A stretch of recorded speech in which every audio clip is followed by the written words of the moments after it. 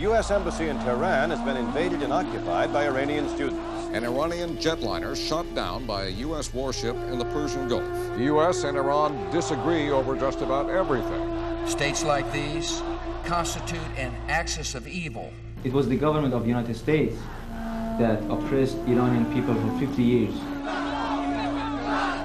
Iran has long been at odds with the United States, but as the world prepares for a historic nuclear deal, the ice between the two nations may finally be thawing. Experience the gripping events both sides must overcome to get there in ABC's A Brief History of U.S.-Iran Relations.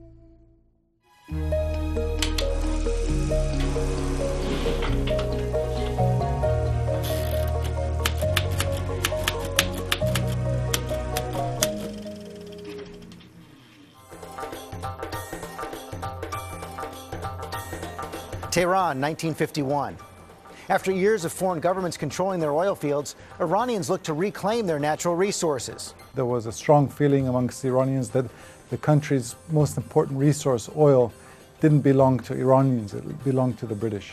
So in a move that stuns the West, Iran's democratically elected Prime Minister Mohammad Mossadegh nationalizes the Iranian oil industry, previously controlled by the British. England had spent millions to develop this oil, expropriated by Mossadegh. Mossadegh was a quintessential nationalist politician who saw Iran's oil resource being exploited by the British, and he simply wanted an equitable deal. The British and the United States took exception to Mossadegh's nationalism, and they feared that Iran was veering too close to communism, to the Soviet Union. And so you saw Operation Ajax, the 1953 coup against Mossadegh. That operation is carried out by the CIA's top operative in Tehran, KERMIT Roosevelt, who orchestrates a coup to replace Mossadegh with Mohammad Reza Pahlavi, a former exiled monarch also known as the Shah. Climaxing a contest for rule, the Shah of Iran returned to Tehran. And what followed then was Mossadegh went into internal exile.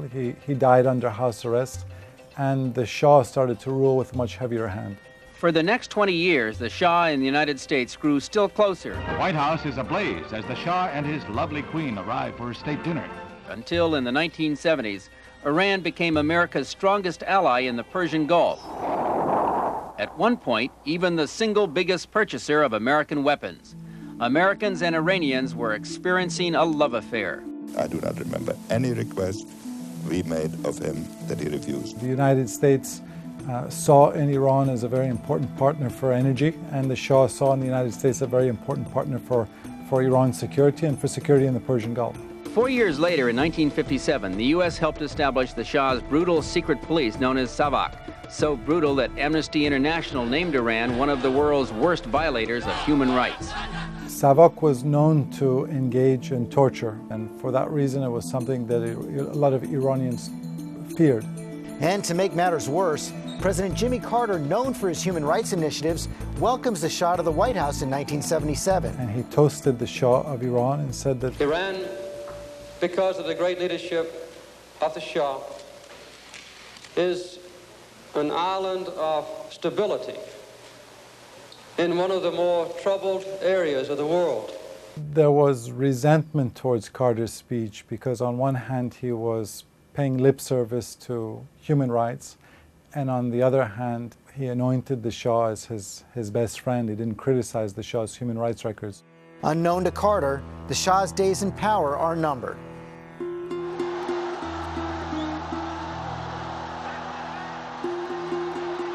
It was just a few minutes ago that the word reached here on Shah Reza Street that the Shah had finally left the country. After months of protests against his rule, the Shah leaves Iran for exile on January 16, 1979. And 2 weeks later, Ayatollah Khomeini arrived in Tehran, and the Shah never returned. Would you be so kind as to tell us how you feel about being back in Iran? محبت بفرمایید و بگین چه احساسی می‌کنید از برگشت به ایران؟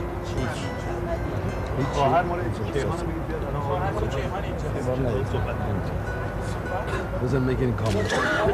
Meanwhile, a cancer-ridden Shah travels from country to country seeking a temporary residence and medical care before President Carter reluctantly grants him asylum in the United States. Well, Carter was reluctant to allowed the Shah to enter the United States, fearful that it was going to spark a backlash within Iran.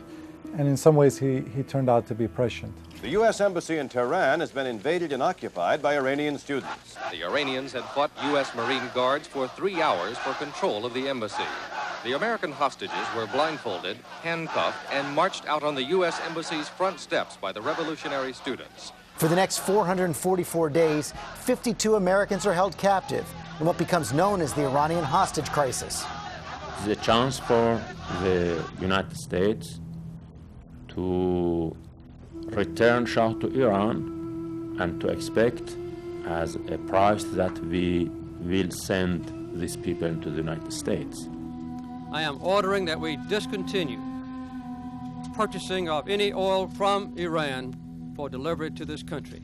The Iranian hostage crisis essentially sabotaged Jimmy Carter's chances of re-election because this was daily humiliation for the United States. The program Nightline was born as a result of the hostage crisis, and it showed on a daily basis to Americans how this faraway third world country was humiliating them every single day. Less than a year later, Iraq invades Iran, hoping to take advantage of the revolutionary chaos, and it ignites the Iran-Iraq war. Iranian shells are now raining ever nearer the Iraqi positions. Henry Kissinger famously said during the Iran-Iraq war, the only problem is that they can't both lose. And when Iran appeared to be winning the war, America tilted towards Iraq. It wasn't just a tilt toward Iraq, it was an opening of the floodgates. Throughout the 8-year war, the U.S. supplied Saddam Hussein and his Iraqi army with intelligence reports, billions of dollars, military technology, even chemical weapons to fight the Iranians. To this day, this is a major source of antagonism which Iran's leadership harbors towards the United States. The Iran-Iraq war was the bloodiest battle of the second half of the 20th century. And after 8 years of fighting, the boundaries didn't change 1 inch. During the war, the Iranian-backed Lebanese militant group known as Hezbollah carries out a deadly attack against U.S. Marines barracks in Beirut, killing 241 Americans and further straining U.S.-Iran relations. And then a bizarre twist. In November of 1986, the world learns of a series of secretive arms sales to Iran, an action that would come to be known as the Iran-Contra scandal. That action involved profits of up to $30 million from U.S. arms sales to Iran being secretly funneled to Contra rebels fighting in Nicaragua. President Reagan tries to downplay the arms sales. These modest deliveries taken together could easily fit into a single cargo plane. But the Iranians see it differently. They saw Iran-Contra as an example of U.S. duplicity, that on one hand America is willing to provide Iran arms, but on the other hand, America was still supporting Saddam Hussein during the Iran-Iraq war.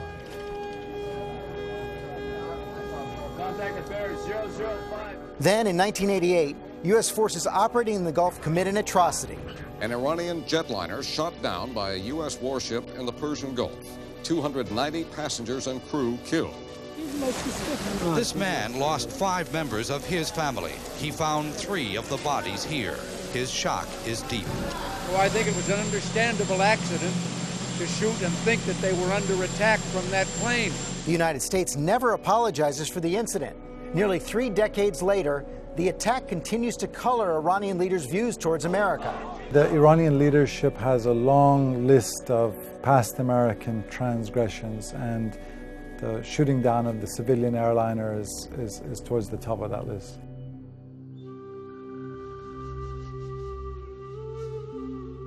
Although Iran pursued refining uranium since the 1950s, with help at times from both the United States and Russia, it wasn't until the mid-2000s that Iran stepped up its efforts to develop nuclear power. Under this president, Mahmoud Ahmadinejad. Here is an Iranian leadership which rejects Israel's existence, it denies the Holocaust, and it has these nuclear ambitions. Iran aggressively pursues these weapons and exports terror, while an unelected few repress the Iranian people's hope for freedom. Then in 2010, a U.S.-Israeli designed computer worm known as STUXNET is unleashed on Iranian nuclear facilities. The virus secretly records data of the reactor working properly and plays that back while it's destroying the plant, so operators think everything is okay. Stuxnet sabotaged Iran's centrifuges and caused the nuclear program to be delayed. 3 years later, Iran finally comes back to the negotiating table, where officials begin to outline a partial rollback of the Iranian nuclear program in exchange for sanctions relief. So we first began negotiating with Iran in 2003, and these negotiations went on and off for the last dozen years. But it wasn't until the election of HASSAN ROUHANI in 2013 when the dynamics of these negotiations began to change in a serious way. This first step will provide the most far-reaching insight and view of Iran's nuclear program that the international community has ever had. After 2 years of negotiating with Iran's more moderate leadership, a historic announcement comes from President Obama. Today, the United States, together with our allies and partners, has reached a historic understanding with Iran. The major challenge in nuclear negotiations with Iran isn't reaching a deal between President Barack Obama and President Hassan Rouhani.